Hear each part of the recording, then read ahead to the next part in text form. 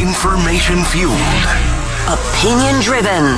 This is Nashville's Morning News with Dan Mandis. And so, my fellow Americans, we talk news. 6:07, Nashville's Morning News on Super Talk 99.7 WTN. Hello, welcome on in to your Wednesday, April 23rd. Joan, real quick, how are the futures doing? You probably just mentioned them, but I want to hear. It's purdy this morning. Yeah, Good. The Dow futures are up 777. I feel like that's a good sign. That is a very good sign, especially after yesterday was up, over 1,000? Over right? 1,000 yesterday, yeah. And all of this allegedly is because President Trump said 6:07. he's not going to get rid of the Fed chair. Yes, he's not going to get rid of the Fed chair. Jerome Powell. Yeah. And also Scott Bessent is out there saying that they are working, they're going to work with China. They're trying to de-escalate what's going on. Basically, what we're seeing is the market reacting to things that Donald Trump has said and what the Trump administration has said and is doing and is going to do. And so now the market is looking good. I know some people that, I'm going to air quote this, bought the dip. Yes. They are very excited. Yes. That they bought the dip. Yeah. So, real quick, latest on China, the tariffs, also a big threat to America from China. So I've got a lot in this segment. Let's get right to it as we are watching the futures shaping up to be hopefully a second good day for the markets. A big story in the Wall Street Journal this morning about Chinese scientists in America. That's right. The headline is Chinese scientists in America come under new wave of suspicion. Now, you know exactly where this is going, right? Because we know that there's all kinds of spying going on via China. We also know about the theft of intellectual property. China has not exactly endeared itself to America. They profiled the guy, again, this is in the Wall Street Journal. They profiled a guy named Xiaofeng Wang and his wife, Niali Ma. Now, both lost their jobs with universities in the state of Indiana because of their collaborations with China. Now, both were Chinese citizens with permanent residency in America. Their terminations, the Wall Street Journal reports, has sent a familiar chill through the community of Chinese scientists in America. This is how the Wall Street Journal puts it. Geopolitical competition has eroded once thriving scientific collaboration between the U.S. and China. In Washington, there is intensifying bipartisan concern over Chinese theft of American intellectual property.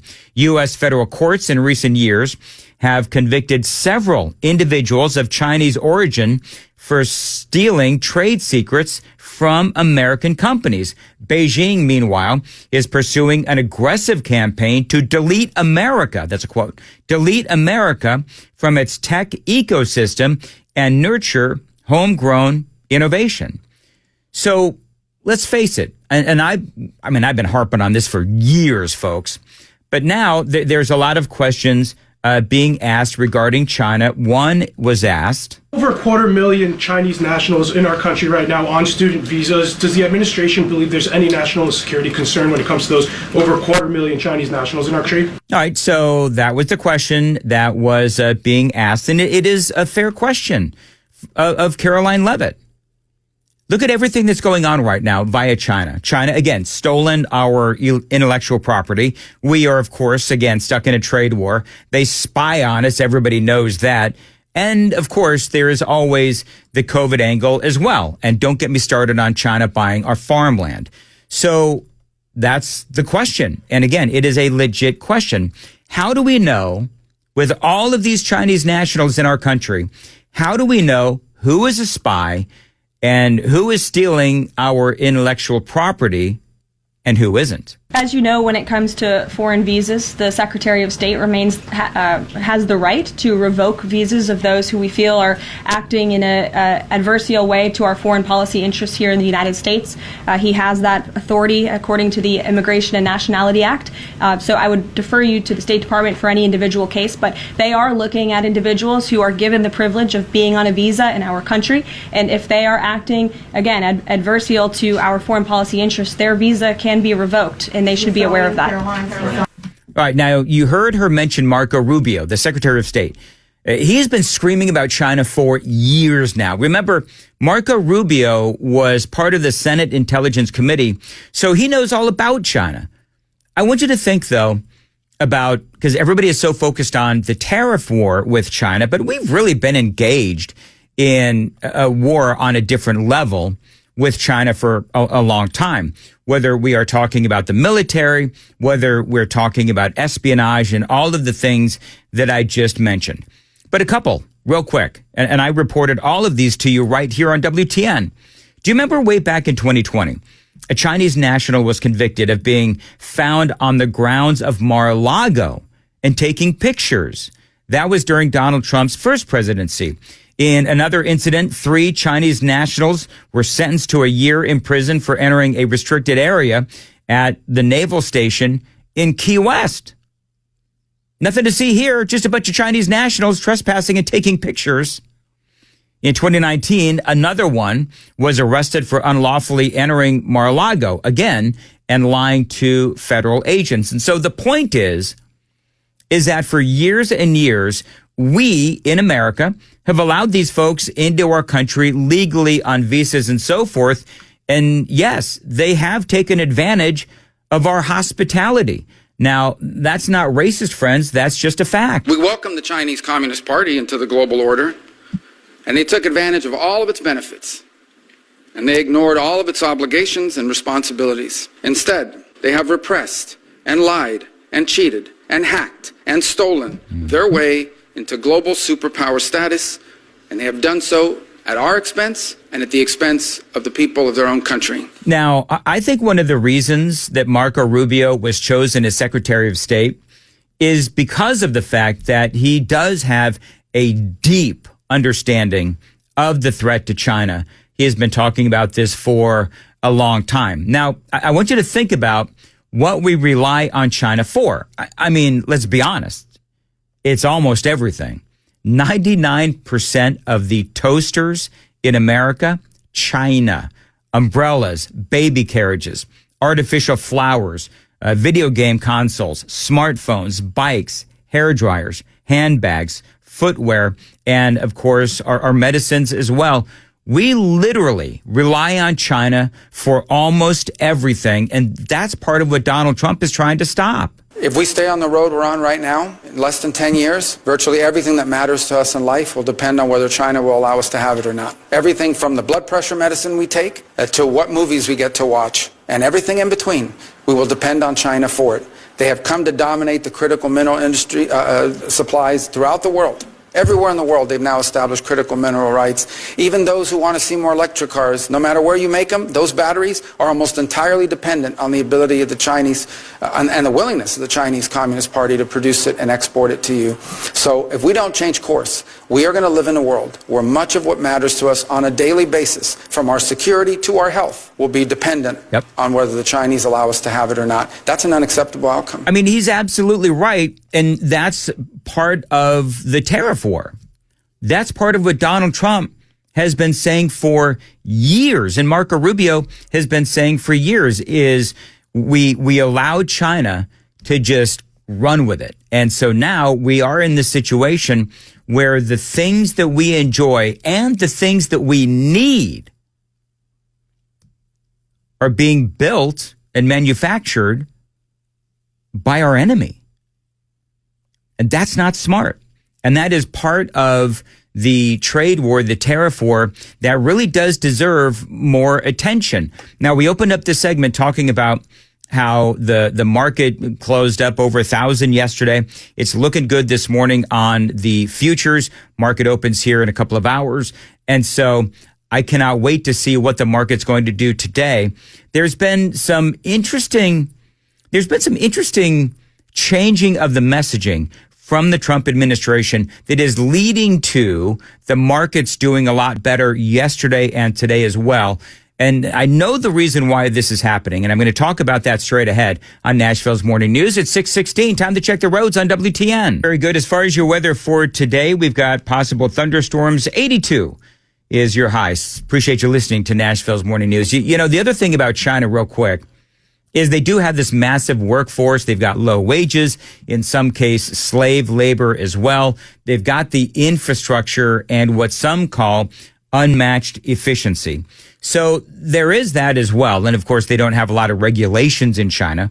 So that's what makes this trade war so complicated. But it's been fascinating to watch all of this because the messaging from the Trump administration has been all over the place. This was Caroline Leavitt just a few days ago. Look, the president has made his position on China quite clear, although I do have an additional statement that he just shared with me in the Oval Office. The ball is in China's court. China needs to make a deal with us. We don't have to make a deal with them. There's no difference between China and any other country except they are much larger. And China wants what we have, what every country wants, what we have, the American consumer. Or to put it another way, they need our money. All right, so very tough talk on China. And so usually it's those kinds of combative statements from the Trump administration that will send the markets tanking. Well, then Trump in the Oval Office yesterday, he sounded a lot more conciliatory. 145% is very high, and it won't be that high. It's not going to be that high. It got up to that. We were talking about fentanyl, where, various elements built it up to 145. No, it won't be anywhere near that high. It'll come down substantially, but it won't be zero. And as Trump is saying this, I mean, I guarantee you, if you had a graph that was tracking the markets in real time, as he is saying this, the markets are going up. It used to be zero. We were just destroyed. China was taking us for a ride, and just not going to happen. It's not going to happen. We're going to be very good to China, have a great relationship with President Xi, but they would make billions and billions and billions of dollars a year, and they would build their military out of the United States and what they made, so that won't happen. But they're going to do very well, and I think they're going to be happy, and I think we're going to live together very happily and ideally work together. So I think it's going to work out very well. But no, it's at 145%. There will not be anywhere near that number. So definitely a change in tone. And basically Trump, at least as I'm interpreting that, he's saying all China has to do is come to the table. But yesterday, that was definitely a change in tone. Bottom line is Donald Trump knows that whatever is going to happen does need to happen, and it needs to happen quickly. But started with China. Are you going to play hardball with them? Are you going to mention COVID? Well, I'm not going to say. No, I'm not going to mention COVID. I'm not going to say, I'm going to play hardball with China. I'm going to play hardball with you, President Xi. No. They're going to be very nice. They're going to be very nice. And we'll see what happens. But ultimately, they have to make a deal because otherwise they're not going to be able to deal in the United States. Yeah, and Treasury Secretary Scott Bessent, he says that a deal is possible. Negotiations with China specifically has not yet started, but they've been negotiating with, at last check, and I don't know, Joan, if you know what the number is, I've seen anywhere from 75 to 95 different countries have been negotiating already with the Trump administration, and you've got roughly 15 to 18 deals that are on the table.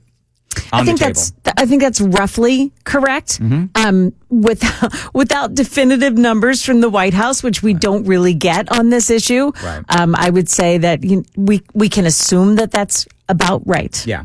And J.D. Vance, by the way, he was in India yesterday, another big priority country. And finally, we want to partner with people and countries who recognize the historic nature of the moment we're in, of the need to come together and build something truly new, a system of global trade that is balanced, one that is open, and one that is stable and fair. Now, critics have attacked my president, President Trump, for starting a trade war in an effort to bring back the jobs of the past, but nothing could be further from the truth. He seeks to rebalance global trade so that America, with friends like India, can build a future worth having for all of our people together. Yeah, and that's what they're trying to do. What they're trying to do, and we've been talking about this, but they're trying to prioritize the deals with India, with Japan, and also some of the other countries surrounding China, including South Korea and Vietnam, as key priorities. And so the market's reacting to some good news. Again, Scott Bessent saying 145% tariff on China. That's not sustainable, and that is not something that is going to be going on for the long term. They'll eventually get to the table, and they'll hammer out some sort of an agreement. And again, the market's reacting. We'll keep you updated on the futures. We have another newscast coming up at 6:30 with Joan Jones, and I'm sure that she'll have the futures numbers and a whole lot more. Oh, you bet I will. Also, the mystery behind a single car deadly crash in Brentwood this morning. And the leader of the World Economic Forum has stepped down in disgrace. Yes. The World Economic Forum in disgrace? Yeah. Who would have thunk it, Donald Trump? Yeah. So those stories and more coming up here at 6:30 on Super Talk 99.7 WTN.